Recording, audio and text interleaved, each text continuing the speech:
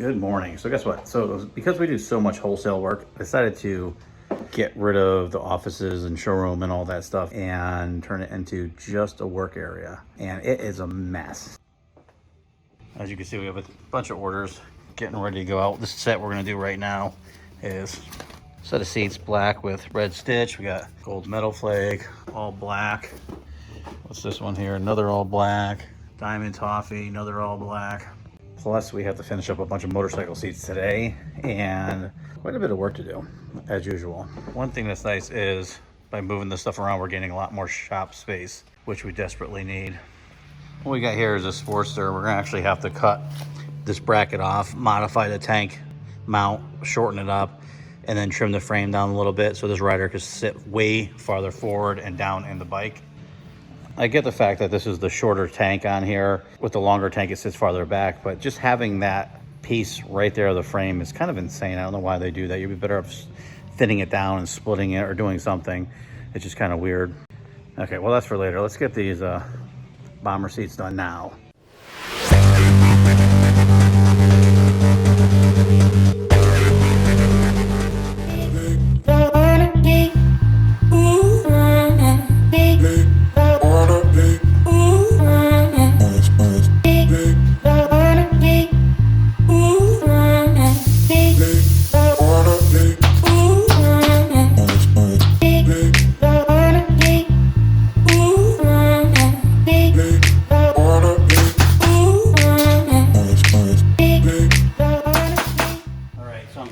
Seats now are all done. A lot of the products you see us make, we make proprietary for other companies. So what we're going to start doing is every time you see something that we make, we'll put a link in the description where you could actually purchase it from. These seats here are really awesome. The black and red predominantly go in a lot of hot rods. You see them in a lot of black hot rods with red pinstriping. However, you'll see them in muscle cars too. Usually sports cars will do something more tans and neutrals and stuff, and there's different designs, but these are a nice looking seats. It's a little shiny because I'm cleaning it up here. But you can see as we wipe it down, color flattens out quite a bit. I had to run out to the hardware store to grab some stuff for shipping. This pair of seats actually we're drop shipping direct for one of our dealers, and it's going out to Oregon, and we had run out of bubble wrap and it's not coming in for a day or two. So we had to run to the hardware store and grab some old school bubble wrap, and now we're gonna ship them out. But one thing I wanted to say, which is kind of funny, is it's not really funny. It's like everything's so crazy, and I'm always talking about how it's hard to get materials and parts this year. But even when the stuff's in stock, because we have a couple of really good distributors that went out of their way to make sure they didn't lose their products and had stuff in stock. I don't know how, what they did. And even those guys are getting killed by the shipping companies because, you know, it used to be like certain shipping companies were better than other ones over the years. And now it's like, even like UPS had a great track record with us. They were really, really good. But it's the first time I've ever seen so many lost and damaged packages.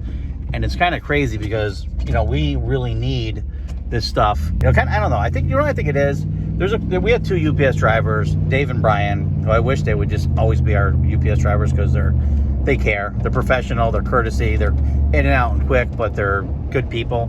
And those are the people that you really want to commend, especially nowadays with the way everything is so crazy. But then a lot of them are just becoming, you know, it's just that you could tell people all they care about is what are they going to get out of this company? What are they going to give me? Me. They don't have that pride and respect, and they don't want to like provide a good service or good quality. And I don't know what the heck happened or how we're going to change that, because we desperately need that. You know, it's just crazy. It's just when you see someone and they're good at their job and they care, you know, it shows, and it's nice. And you know, those people actually deserve a pat on the back because they don't realize how valuable they are to everybody. You know, it's like, you know, you get a supplier that makes sure they have their product. That's great. And then you have them work with a company that makes sure you get your product, and that's really great. And you know, I think we take it for granted because for years it was never an issue. You just order stuff, it comes. UPS was always really great. DHL we had a lot of problems with. FedEx, there's one driver that we have that's a good dude, but they're so inconsistent. It's like I've never had more packages lost, period, than I think DHL and FedEx.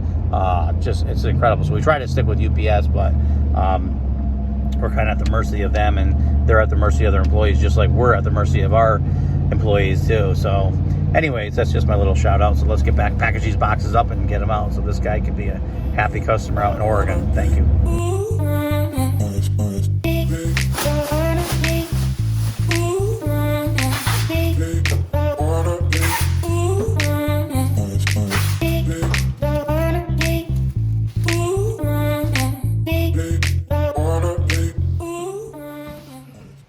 I'm about to pattern this seat out, but there is literally never a dull moment here. We're just talking because a neighbor has a shop next door, and he literally said he's gonna have his customer come work on a car underneath the lift himself. And I'm like, you can't do that. That's really horrible. It's dangerous. There's so much stuff that could go wrong. He does it anyways, and the car just fell off the lift. So not a good day for our poor neighbor. So we're gonna get going here, and let's make a motorcycle seat. I'm gonna tape this off. We're gonna make a pattern and sew it up. Okay, so here's the pattern we're gonna go with on this seat here. Even though it's it's similar to our Streamline seat, because these seats are custom made per customer, the pattern's gonna look a little different. Now this one here is back a little bit farther than the normal seat. We are at tip to tailbone, about 20 and a quarter inches, tip to tailbone. And then we actually went a little bit higher up here because the customer wanted a little bit more comfort, and since he's taller, he could go up higher. Still sitting down low in the bike and back, but now with this added extra 3/4 inch of foam, it's a lot more comfortable for riding.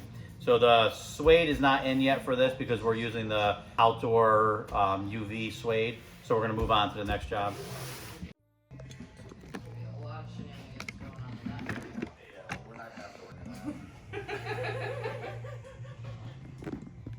Which video? Which shenanigan video?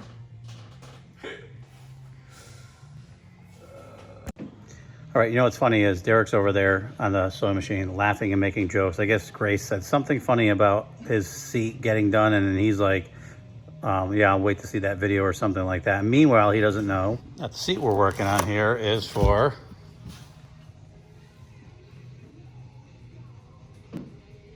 so maybe if he sees the video, he'll be like, oh, Although he wants to design this seat, so now it's in his hands. So this will probably be here for at least 5 or 6 years because I don't think he knows how to design what he wants to be done on the seat. And I actually hate when people design their own seats because what they do is they look at like people I know's work and then try to ask me to copy it. And I don't like copying people's stuff. So let's see what he designs on this seat. We'll call him out tomorrow. Okay, so with all that done, now I have to go do some fiberglassing. I'm not going to bore you to death with that because that's going to be a few hours of rolling air bubbles out of fiberglass. Later.